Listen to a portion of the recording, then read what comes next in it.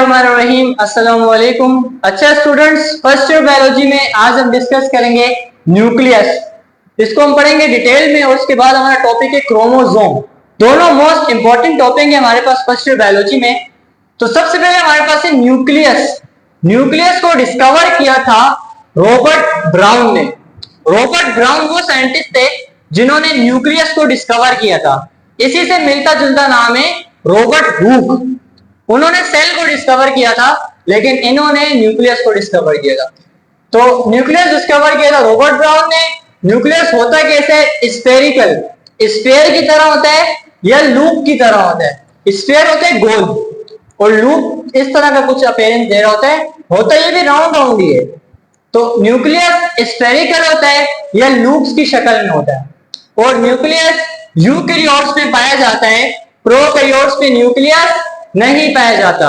यही तो main difference है प्रोकैरियोट्स और यूकेरियोट्स में, कि हमारे पास कंप्लीट न्यूक्लियस होता है जबकि प्रोकैरियोट्स के पास इनकम्प्लीट न्यूक्लियस होता है। तो ये तीन बातें न्यूक्लियस के बारे में रॉबर्ट ब्राउन ने डिस्कवर किया। स्फेरिकल और लूप शक्ल में होता है और यूकेरियोट्स में पाया जाता है। स्ट्रक्चर देखें तो स्ट्रक्चर में चार इंपॉर्टेंट पार्ट हैं। सबसे पहले न्यूक्लियर की मेम्ब्रेन, जिसे हम कहते हैं न्यूक्लियर मेम्ब्रेन। हमारे पास जो सेल है उसकी मेम्ब्रेन को कहते हैं सेल मेम्ब्रेन। इसी तरह न्यूक्लियस की मेम्ब्रेन को हम कहते हैं न्यूक्लियर मेम्ब्रेन।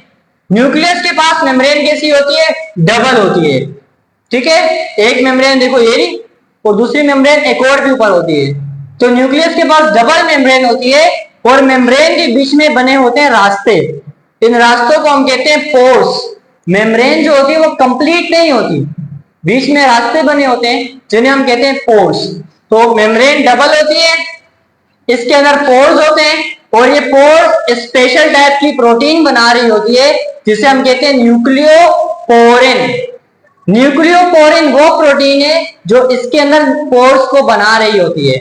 नेक्स्ट पार्ट हमारे पास है न्यूक्लियोप्लाज्म। ठीक है, हमारे पास जो सेल है उसके लिक्विड को कहते हैं साइटोप्लाज्म। न्यूक्लियस के लिक्विड को कहते हैं न्यूक्लियोप्लाज्म। ये लिक्विड होता है जिसके अंदर प्रोटीन होती है। हिस्टोन प्रोटीन भी इंपॉर्टेंट है, वो यहां पर होती है। डीएनए होता है, आरएनए होता है। डीएनए की full form deoxyribose nucleic acid, RNA की full form ribose nucleic acid और एंजाइम्स वगैरह न्यूक्लियोप्लाज्म के अंदर पाए जाते हैं। तो देखो बाहर जो होती है वो होती है न्यूक्लियस की मेम्ब्रेन, इस पे पोर्स बने हुए होते हैं। अंदर लिक्विड होता है, लिक्विड को हम कहते हैं न्यूक्लियोप्लाज्म। नेक्स्ट पार्ट हमारे पास आता है न्यूक्लियोलस। ये स्फेरिकल होता है। न्यूक्लियस के अंदर स्फेयर की तरह छोटा सा एक पार्ट होता है जिसे हम कहते हैं न्यूक्लियोलस। एक भी हो सकता है, एक से ज्यादा भी हो सकते हैं। इनका क्या काम होता है? इनका काम होता है राइबोसोम्स को बनाना। न्यूक्लियोलस के अंदर आरएनए मौजूद होता है।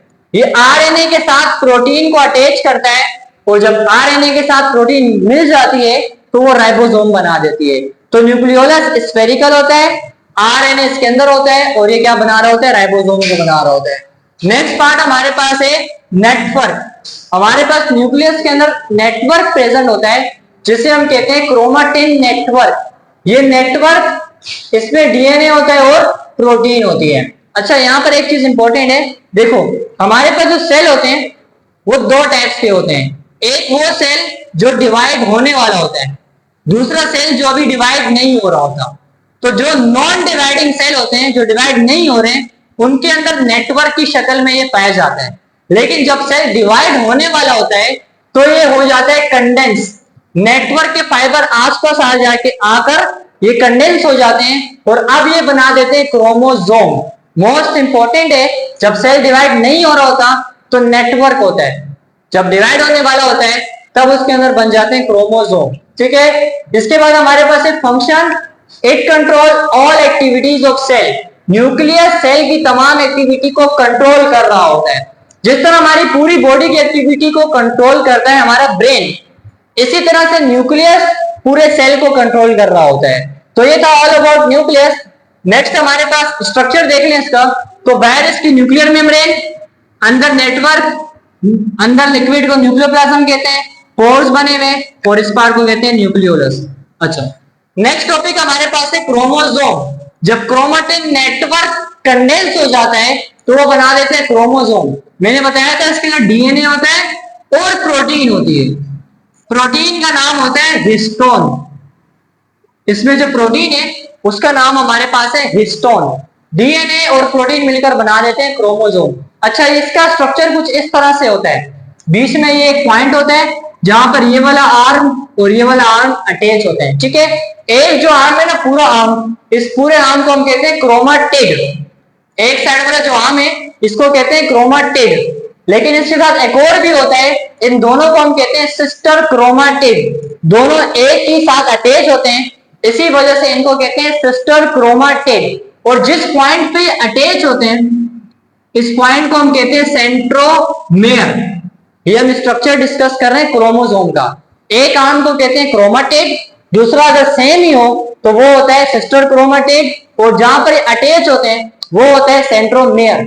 और एक और चीज, इस वाले पार्ट को कहते हैं सेंट्रोमेयर। यहां से लेकर एंड तक का जो पार्ट है उसको हम कहते हैं आर्म। यहां से लेकर यहां तक का जो पार्ट है उसको हम कहते हैं आर्म। तो ये स्ट्रक्चर है हमारे पास क्रोमोसोम का। अच्छा, दुनिया में जितने भी जानदार हैं उन सब के अंदर नंबर ऑफ क्रोमोसोम अलग अलग होते हैं। इसी वजह से हम जानदारों में डिफरेंस पाया जाता है। इंसानों में नंबर ऑफ क्रोमोसोम अलग तो हम इंसान हैं, किसी जानवर में अलग तो वो जानवर है, किसी फ्रूट में अलग तो वो फ्रूट है। अब जैसे हमारे पास है फ्रूट फ्लाई, हमारे पास आसपास जो मक्खियां घूम रही होती हैं इनको कहते हैं फ्रूट फ्लाई। इनके अंदर होते हैं क्रोमोसोम 8। पी मटर, इसके अंदर होते हैं 14। इसके बाद है कॉर्न मकई, इसके अंदर होते हैं 20। और इंसानों के अंदर होते हैं 46। हमारे पास 46 क्रोमोसोम होते हैं, जिसमें से हाफ हमारे एक पेरेंट से आते हैं, मेल से आते हैं, और हाफ हमारे दूसरे पेरेंट फीमेल से आते हैं। तो हाफ ऑफ मिलकर बना देते हैं 46। तो हमारे पास कितने होते हैं? 46 नंबर ऑफ क्रोमोसोम होते हैं, ठीक है। अच्छा, इसके बाद हमारे पास है इसकी टाइप। तो हमारे पास 4 टाइप के होते हैं नंबर ऑफ क्रोमोसोम। अच्छा, हमारे पास जो क्रोमोसोम है वो 4 टाइप्स के होते हैं, ठीक है। सबसे पहली वाली टाइप को हम कहते हैं मेटासेंट्रिक। बेसिकली हमारे पास जो क्रोमोसोम की जो टाइप है वो on the basis of centromere, ठीक है। अब ये पहला वाला देखो, एक आर्म ये रहा, दूसरा आर्म ये रहा। इन दोनों का जो सेंट्रोमेयर है अगर वो बिल्कुल बीच में होगा तो उसका नाम अलग होगा।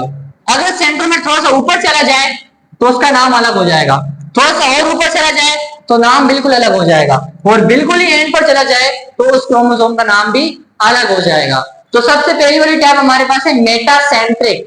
मेटासेंट्रिक के क्या होते हैं? इक्वल आर्म्स होते हैं। ये वाला आर्म इक्वल, ये वाला आर्म इक्वल, तो दोनों आर्म इक्वल होंगे, सेंट्रोमेयर बीच में होगा तो उसको हम कहेंगे मेटासेंट्रिक। अब सेंट्रोमेयर थोड़ा सा ऊपर जा रहे हैं, आर्म कैसे हो गए? अनइक्वल, एक छोटा हो गया दूसरा बड़ा हो गया, तो ये कहलाता है सब मेटासेंट्रिक। अब नेक्स्ट हमारे पास है सब टीलोसेंट्रिक। इसमें one arm very long and one very short. एक आर्म कितना छोटा हो गया, दूसरा आर्म कितना बड़ा हो गया, तो ये कहलाता है सब टीलोसेंट्रिक। और जब सेंट्रोमेयर बिल्कुल ही एंड पर पहुंच जाता है, सेंट्रोमेयर बिल्कुल एंड पर पहुंच गया तो इसको हम कहते हैं टीलोसेंट्रिक। तो ये 4 टाइप्स के हमारे पास होते हैं क्रोमोसोम्स। तो स्टूडेंट्स, आज हमने क्या डिस्कस किया? आज हमने डिस्कस किया न्यूक्लियस, जिसे रॉबर्ट ब्राउन ने डिस्कवर किया था। स्फेरिकल होता है और यूकेरियोट्स में पाया जाता है। 4 स्ट्रक्चर में मेन पार्ट है इसके। सबसे पहले न्यूक्लियर मेम्ब्रेन, जिसमें पोर्स होते हैं। न्यूक्लियोप्लाज्म, जिसमें प्रोटीन, डीएनए, आरएनए, एंजाइम्स वगैरह होते हैं। नेक्स्ट न्यूक्लियोलस, जिसमें आरएनए होते हैं और ये राइबोसोम बना होता है। नेक्स्ट हमारे पास नेटवर्क, जिसमें डीएनए और प्रोटीन होता है। फंक्शन में क्या पढ़ा हमने कि ये सेल की तमाम एक्टिविटी को कंट्रोल कर रहा होता है। नेक्स्ट हमने पढ़े जो होता है नेटवर्क जब कंडेंस हो जाता है तो बना देते हैं क्रोमोसोम। और जो क्रोमोसोम है उसके अंदर डीएनए और प्रोटीन होता है। हर जानकार में नंबर ऑफ क्रोमोसोम अलग अलग होते हैं। इसके अलावा 4 टाइप के क्रोमोसोम हमारे पास होते हैं, मेटासेंट्रिक, सब मेटासेंट्रिक, सब टीलोसेंट्रिक और टीलोसेंट्रिक। तो स्टूडेंट्स, ये था हमारा आज का लेक्चर। इंशाल्लाह मिलते हैं नेक्स्ट लेक्चर में, तब तक के लिए अल्लाह हाफिज।